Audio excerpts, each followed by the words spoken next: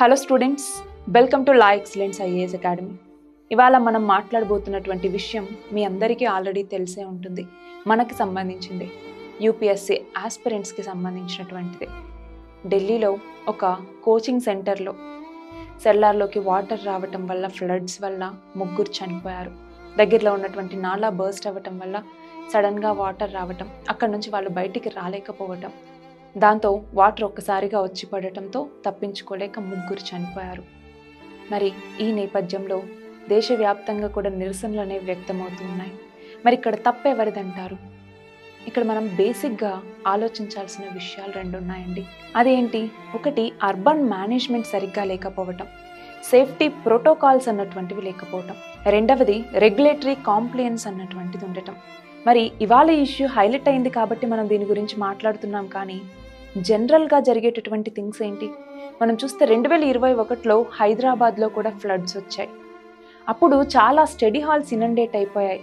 మరణాలు అయితే సంభవించలేదు, కానీ ఎంతో నష్టం అన్నటువంటిది వాటిల్లింది. మరి దాని తర్వాత చర్యలు ఏం చేపట్టారు?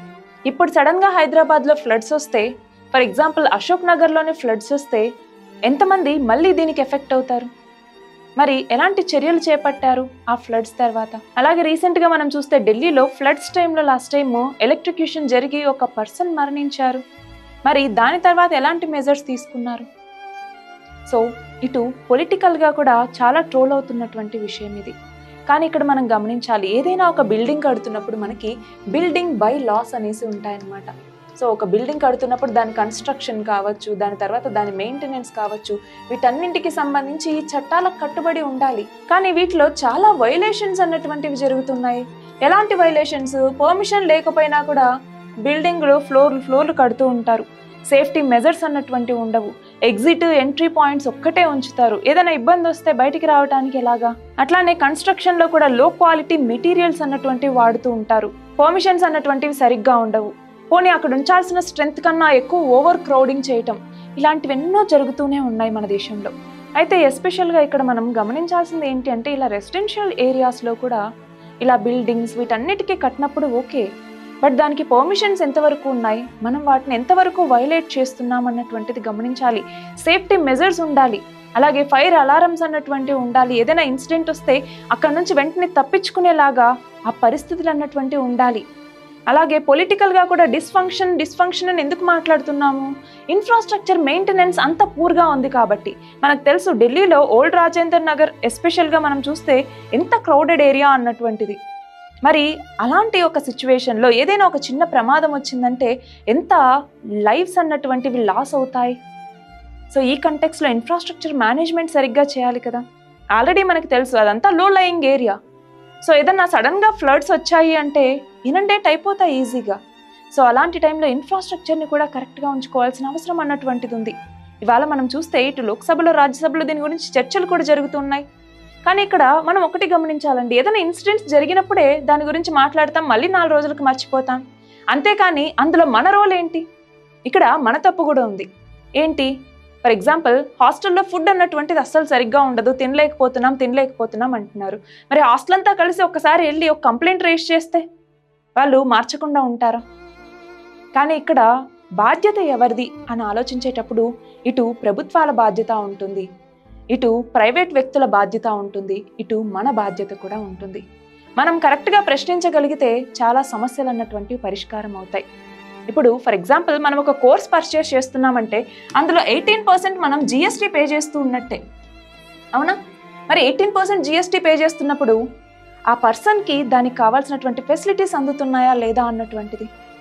అలాగే మనకి ఎఫ్ఎస్ఎస్ఏఐ అన్నటువంటిది ఉంది, ఫుడ్ సేఫ్టీ స్టాండర్డ్స్కి సంబంధించి. మరి ఎఫ్ఎస్ఎస్ఏఐ అన్నటువంటిది ఇప్పుడు ఫుడ్ బాగలేదు ఇది చాలా జనరల్ స్టేట్మెంట్, అందరికీ తెలుసు. మరి వీళ్ళు ఎందుకు ఇన్వాల్వ్ అవ్వట్లేదు? అలాగే మనకి మరి ఎన్నో కన్స్యూమర్ ప్రొటెక్షన్ లాస్ ఉన్నాయి, కానీ అవన్నీ ఇప్పుడు మన కోచింగ్ సరిగ్గా లేదు, మనకి చెప్పిన టైంకి డెలివర్ చేయలేదు, చెప్పినట్టుగా అసలు క్వాలిటీనే మెయింటైన్ చేయట్లేదు. అప్పుడు కన్స్యూమర్ ప్రొటెక్షన్ లాస్ని మనం యూజ్ చేసుకుంటున్నామా? సో ఇటు ఒక తప్పు జరిగింది అంటే అందులో ప్రభుత్వాల బాధ్యత ఉంటుంది. కొంతవరకు నేచర్కి వదిలేయచ్చండి. ఫ్లడ్స్ అన్నటువంటివి మన చేతిలో లేవు, అవునా? తుఫాన్లు అన్నటువంటివి మన చేతిలో ఉండవు. ఎలక్ట్రిక్యూషన్ అన్నటువంటిది మన చేతిలో ఉంటుంది అని చెప్పాలి, బట్ కొన్నిసార్లు మన చేతిలో ఏముండదు. అలాంటి టైంలో ఏం చేయలేం, కానీ మిగతా కొన్ని సమస్యల్ని మనకు మనం పరిష్కరించుకోవచ్చు. కానీ చాలా ఇప్పుడు జరిగినటువంటి పరిస్థితి అన్నటువంటిది చాలా దారుణమైంది. అక్కడ నుంచి వాళ్ళు బయటికి రాలేక చనిపోవటం అన్నటువంటిది నిజంగా చాలా బాధాకరమైనటువంటి విషయం.